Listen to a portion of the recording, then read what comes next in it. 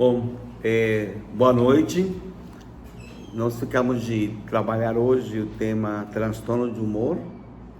Eu vou tratar o assunto primeiro focalizando as crianças, tá? Os jovens, que também têm depressão, também têm bipolar.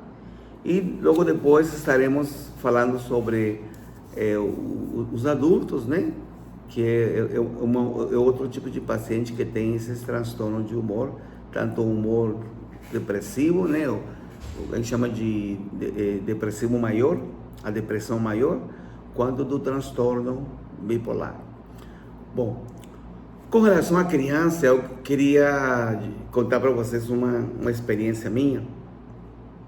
Eu primeiro, depois que terminei meu curso de medicina, eu fiz basicamente 3 anos de especialização em pediatria. Me diziam que eu fui um bom residente, não é? Dedicado, interessado. E eu cheguei, né? Eu morei em Morrinhos, fiquei um tempo lá trabalhando. E eu achei uma coisa muito interessante, que eu tinha muitas crianças que ficavam sem diagnóstico. E que quando eu vinha estudar sobre psiquiatria, vinha ser psiquiatra e estudar especialmente psiquiatria infantil, eu vi que esses pacientes, na verdade, eles não tinham nada, eles tinham um transtorno psiquiátrico. Então, é muito importante que os pais, as mães, né, as pessoas saibam disso, para poder diagnosticar adequadamente. Então, eu vou dar alguns exemplos. Eu atendi várias crianças com cefaleias recorrentes, né? Dor de cabeça recorrente, que eu investigava sinusite, investigava tumor, e mandava para o oftalmologista, não tinha nada, passava vários remédios, não adiantava nada, não é?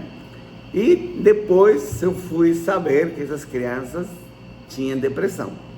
Então, às vezes a depressão da criança pode se manifestar dessa forma. Uma outra forma interessante, às vezes dores abdominais. A criança chegava com dor abdominal, não é? Eu fazia uma endoscopia, exame de fezes, às vezes a gente mandava para o gastroenterologista, né, para afastar doença de Crohn, afastar doença celíaca, afastar intolerância ao glúten, intolerância à lactose, à glicose, etc. E depois, quando eu estudei psiquiatria, eu fiquei sabendo que esse pessoal tinha depressão. Cansaço recorrente, semelhantemente, tonturas recorrentes, que na verdade era depressão, alterações do sono, ou criança que dormia demais, ou criança que dormia de menos, ou criança que tinha hipersonia, ou pesadelos, não é? E a gente, com o tempo, eu fui aprender que eram sinais, né, de depressão, e eu deixei passar esses pacientes, né? Mandava para o psicólogo, mandava rezar, mandava sei lá fazer o quê, né? E na verdade era um caso de psiquiatria, não é? Criança que comia demais, criança que comia de menos, tá? Exageradamente. Tá? A mesma coisa, às vezes são sinais, né, de depressão que a gente não valoriza, tá? Falta de energia recorrente. Esse menino é preguiçoso, esse menino não quer nada com a vida, esse menino não quer estudar, menino que vai mal na escola, não quer estudar, não quer frequentar a escola, seu preguiçoso, sem vergonha, nada disso. Às vezes o moleque estava com depressão, retardo motor também, criança irritada, instável, essa criança é mal educada. Não era isso, às vezes era uma depressão. Criança com hostilidade, com explosão, com raiva, a mesma coisa. Criança que se machucava, ou machucava os outros, ou tentava suicídio, às vezes era uma depressão. Criança chorona, qualquer coisinha chorava, às vezes é uma depressão. A criança dizia, eu sou feia, ninguém gosta de mim, às vezes é sintomas de depressão. Criança que falava, a minha vida é um tédio, meu domingo é horrível, meu sábado é horrível, pode ser sintoma de depressão.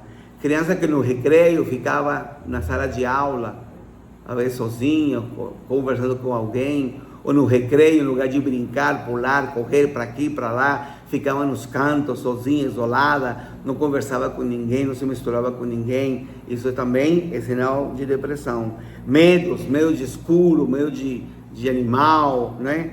Dificuldade de separação dos pais, né? Na escola. Nossa, um terror. Quando a criança ia para a escola, a criança se jogava no chão, gritava, chorava. Ela não conseguia aprender a se separar do pai e da mãe.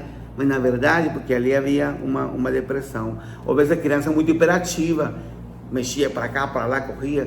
Eu falava, não, essa criança não tem nada. Aí falava, não, tem com depressão. Como depressão? Ele corre, pula, brinca para lá e para cá. Pode ser depressão, sim, sem dúvida, tá? Problema de atenção, igual eu falei no outro trabalho que fizemos, problema de atenção. TDAH. Às vezes não é TDAH, às vezes é depressão, não é? As notas ruins na escola, menino preguiçoso, o menino não quer estudar, não quer saber de nada, vou cortar a televisão, vou cortar o celular, etc, etc. Às vezes sendo agressivos com a criança, e às vezes o problema é depressão. E assim, até alucinações auditivas, né? Ou alucinações auditivas ou alucinações visuais, né? Nossa, a criança está com esquizofrenia. Não, calma, não é esquizofrenia, às vezes é uma depressão. Criança que dá muito problema na escola, problema de comportamento, também depressão. Então, só para mostrar para vocês, né? Vocês entenderem, né? Que a depressão, ela tem as várias formas de apresentação quando criança e adolescente. E dando continuidade a transtorno de humor de criança, né? O bipolar. Às vezes o que a gente observa é uma criança irrita facilmente, uma criança que se machuca, que se corta, que se automutila nos braços, que se corta nas pernas. Então isso pode ser sinal de bipolaridade, tá? Fala apressada, fala incompreensível, criança que não dorme bem à noite. Já peguei vários casos de criança que o problema dela era insônia. E o problema dela era o quê? Era um bipolar. Anorexia, pensamentos, né? De que eu sou Superman, eu sou o Homem-Aranha, eu sou o Batman. Isso é de bipolar, isso é de criança bipolar. Hiperatividade, já falei, inquietação, falei, um momento de choro, né? Aquela criança chorona, né? Que qualquer coisinha chora também. Distraibilidade acentuada, distrai demais da conta na escola. É um TDAH, às vezes não é TDAH, às vezes é bipolar. Diminuição da atenção, já falei, tá? Comportamento de alto risco, subir em muros, subir no telhado, correr a 1000 por hora com a bicicleta, com os patins na rua, se arriscar, é sinal de bipolaridade. Achar que não tem regras, né? É outro sinal de bipolaridade. A hipersexualidade, não é? A sexualidade surgir com 10, 12 anos, né? Isso é normal, faz parte da adolescência. Agora, uma criança ser sexualizada com 6, 7, 8 anos, aí tá errado. Aí pode ser um caso de bipolaridade, né? Ficar vendo filmes pornográficos, revista hoje não tem mais, né? Fica agarrando as meninas, fica vendo as meninas pela porta do banheiro, né? Então, esses sintomas todos de hipersexualidade pode ser, sem dúvida, né, um sintoma de uma criança bipolar. E tem uma palavrinha muito difícil de falar, chata de falar, mas de vez em quando eu pergunto para a mãe, assim, mãe, vem cá, o seu filho, a sua filha, é tipo a capetinha da escola? Ou capetinha da escola? Tem mãe que fala, doutor, é desse jeito. Meu filho é o capetinha da escola. Aí quase que nós fechamos o diagnóstico de transtorno bipolar. Então, a gente junta, o diagnóstico é tipo uma brincadeirinha de quebra-cabeça, não é? Um sintoma aqui, um sintoma lá, um sinal ali, um sinal lá, e a gente às vezes acaba fechando o diagnóstico, seja de depressão, como já falamos, ou seja de bipolaridade quando criança. Bom, esse é o primeiro assunto do nosso encontro que a gente queria discutir. E o segundo assunto, então, vamos discutir o transtorno de humor, tá? No jovem mais avançado e também na criança, no adulto, tá bom? Então veja bem, primeiro nós temos que saber quais são os sintomas de depressão, tá bom? Qual um dos sintomas? Nós temos dois sintomas importantes, tá? Que a pessoa tem que ter, ou um sintoma ou outro no adulto, tá? Que é o sintoma de depressão, o sintoma de tristeza, a pessoa que fica chorando pelos cantos, não é? Se tiver 15 dias que isso está acontecendo, nós já temos que começar a pensar que a nossa paciente tem um transtorno de depressão. Mas pode ser também uma perda pelo prazer das atividades básicas que a pessoa realizava. Por exemplo, o homem que deixa de fazer a barba, não tem ânimo nem para fazer a barba, é um sinal. Às vezes a mulher, que ela uma vez por semana fazia o cabelo, uma vez por semana fazia as unhas, uma vez por semana ia no salão de beleza se embelezar, não faz mais isso. Isso é grave, alguma coisa errada está acontecendo.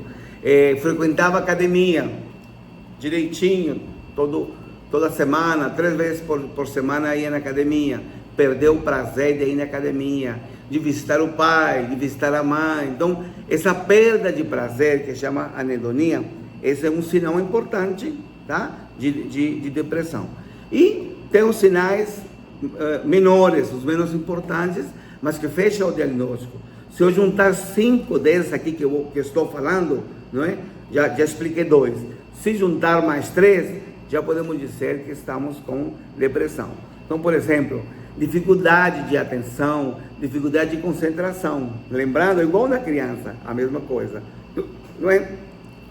A pessoa que está mais lenta ou está mais acelerada do que é frequente. Então, é também um sinal, né, de depressão. Eu não sirvo para nada, eu não sou ninguém gosta de mim. É outro sintoma de depressão. A pessoa se machucar, automutilação, se cortar nos braços, se cortar nas pernas, não é? Arrancar casquinhas do dedo, né? E se machucar, né? Insistentemente, às vezes até arrancar os cabelos se machucando insistentemente, isso pode ser sinal de risco de suicídio e pode ser também sinal de depressão. Dormir demais, dormir de menos, engordar ou emagrecer exageradamente, tá? E fadiga, falta de energia. Então, esses são os sintomas, né, para nós dizermos que a pessoa está com depressão, tá bom? 15 dias com esses sintomas, realmente tem que tratar a pessoa, tá? Bom, e agora a gente vai passar para um assunto que eu considero muito interessante. Pessoalmente eu gosto muito desse assunto, que é o transtorno bipolar. Sabermos fazer o diagnóstico de transtorno bipolar é muito importante por vários motivos. Veja bem, nós temos muitas pessoas que terminaram um casamento, ou um noivado, ou um namoro firme, porque uma das pessoas tinha bipolar e não se tratava. Ele era... não dava para aceitar os comportamentos agressivos, não é? Os comportamentos de ciúme exagerado, etc. Muitas pessoas que perderam o emprego, tinham um emprego bom às vezes e perdeu o emprego, às vezes é por um bipolar não tratado. Pessoas que batem nas mulheres, homens que batem nas mulheres ou até matam mulheres, tá? Alguns deles também têm bipolar, que nunca foi tratado, que nunca foi levado a sério essa agressividade, né? Quantas pessoas ficaram grávidas por uma hipersexualidade?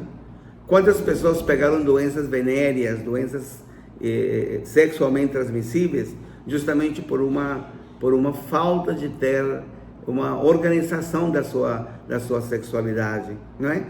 Quantas mulheres ficaram grávidas na adolescência por essa impulsividade, por não saber pensar direitinho, analisar o momento mais apropriado. Então, é muito importante o diagnóstico da bipolaridade, né? Quantas pessoas estão nas drogas? Lá no meu hospital, quantos estão internados? Agora tem 50 pacientes internados lá. Desses 50, pelo menos 30 são bipolares.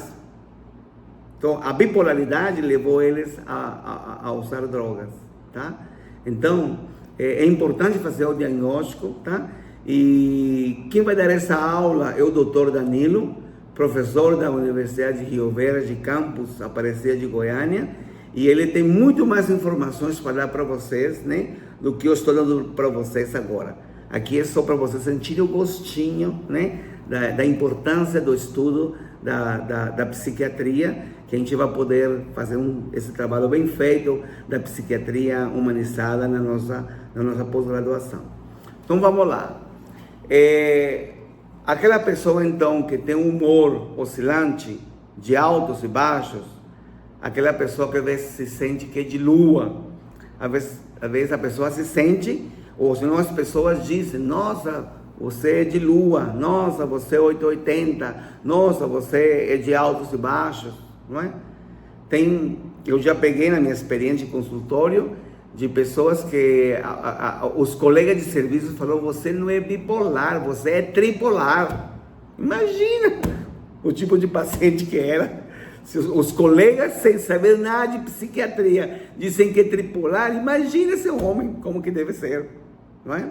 Então, e uma outra pergunta que às vezes eu uso com educação, com permissão, eu pergunto, vem cá, alguém já falou que você é louco, que você é doido, não é? E acontece esses casos. O pai já falou, a mãe já falou, a namorada já falou. Cara, você é doido, você é louco, não é? Então, isso são sintomas que podem ser de bipolaridade. Isso é apenas uma introdução. Agora, os critérios mesmo que a gente usa, o primeiro critério que a gente usa é se a pessoa tem humor irritável. O que é humor irritável? É aquela pessoa que é muito irritada, muito impaciente, que tem um pavio muito curto. Tem paciente que já falou para mim, doutor Luiz, eu não tenho pavio. Não é pavio curto, eu não tenho pavio. Imagina como que é essa pessoa, não é? Aquela pessoa que por qualquer motivo solta os cachorros. Aquela pessoa que adora brigar com os outros, é encrenqueira, cria briga com os outros. Aquela pessoa que é agressiva verbalmente. Os palavrões feios, a boca suja, não é? Ou senão a agressividade não é verbal, a agressividade é física. Quantas namoradas que já apanharam do namorado bipolar, não é? Quantos maridos eu tenho que já apanharam da mulher, da esposa bipolar? Quantos que receberam um celular na cara, a mulher jogou a celular na cara da pessoa. Então, essas pessoas que preenchem o primeiro, um critério muito importante, que é ter um humor irritável. Guardem isso, humor irritável. Agora temos o humor expansivo, não é? Então, aquela pessoa que é muito animada, que é muito exaltada, que é muito eufórica, ela tem uma alegria exagerada, né? Às vezes, né, a gente aprende, às vezes a pessoa é o bobo da turma, é o palhaço da turma. Já às vezes, quando criança, adolescente ou até adulto, ele é o palhaço da turma, que faz gracinha. Às vezes, ele é o bipolar, certo? Aquele que não para um minuto, faz uma coisa, outra coisa, não é? Faz um monte de coisa e no final não faz nada, tá certo? Então ele tem uma inquietude, parece ter um motor dentro de si. É parecido com o TDAH, ele tem um motor dentro de si. Bom, esse então é o humor expansivo. Então esses são os dois principais critérios. Pode ter um, pode ter outro ou pode ter os dois, tá? E agora, nos próximos critérios, tem que ter de 3 a 4. Se for irritável, 4 dos próximos que eu vou falar. Se for expansivo, 3 do próximo que eu vou falar. Então veja bem. Critérios acessórios. Primeiro, distraibilidade. Se distrai numa palestra, se distrai na igreja, se distrai na aula, então já é um ponto a mais. Fuga de ideias. começa a falar um assunto, para lá, de repente muda de assunto e vai para lá, pererê, aí de repente fala assim, gente, onde que eu estava? Aonde que eu estava? Aí ele fala, estava no Parará. Então isso chama fuga de ideias, tá? Acontece muito no bipolar. Outro é falar demais, não para um minuto, não fecha a boca. Às vezes as pessoas têm que falar, fulano, cala a boca, você não deixa ninguém falar. Então essa é uma pessoa que é loquaz demais, fala demais, ou às vezes ele é intrometido. O pessoal está falando de um assunto X, o pessoal chega com outro assunto e intromete na conversa dos outros, tá? Outro critério, ideias grandiosas. Ter uma casa normal, todos nós queremos. Ter um carro normal, todos nós queremos. Até uma fazenda, eu não tenho interesse por fazenda, mas nós estamos numa região que o pessoal gosta de fazenda, vamos ter uma fazenda, 10, 15 alqueires, 20, 40, 50 cabeças de gado, normal ter essa ideia. Agora, a pessoa patológica, bipolar, ele quer ter uma casa de 3 andares, com piscina, com quadra de tênis, com quadra de futebol, ele viaja na maionese. Ele quer ter um carro, não sei quanto, custa 1 milhão, não é? Então, esse viajar na maionese, esse exagero é de ideias grandiosas, é um outro critério. Outro critério é comprar coisas exageradamente. Então acontece de mulheres que vai na loja, compra uma roupa e muitas vezes tem 5 roupas lá no guarda-roupa que até hoje não usou. O homem vai lá, compra 2 camisas de marca, sendo que tem 6 camisas no guarda-roupa que nunca usou. Então, por que dá prazer em comprar? É prazeroso comprar. O bipolar tem esse problema de ter esse prazer em comprar coisas. Eu conheço uma pessoa que comprou um carro e chegou no consultório para nós contando que comprou um carro. Foi na concessionária, a mãe tinha nome na praça e o pessoal vendeu o carro. A mãe teve que ir lá no dia seguinte devolver o carro. Incrível, hein? Incrível, né? Redução de sono. Deita, 3 da manhã, pá, acordou. Tem mulheres que vão lavar a casa, vão lavar roupa, vão passar roupa de madrugada, porque o sono some. E no outro dia está inteirinho, como se tivesse dormido 8 horas naquela noite. Então, essa pouca necessidade de sono é um sintoma também de bipolaridade.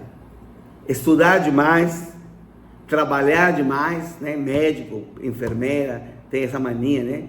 Policial, de trabalhar demais, às vezes pega 12, 24, 36 horas seguidas, vai adoecer.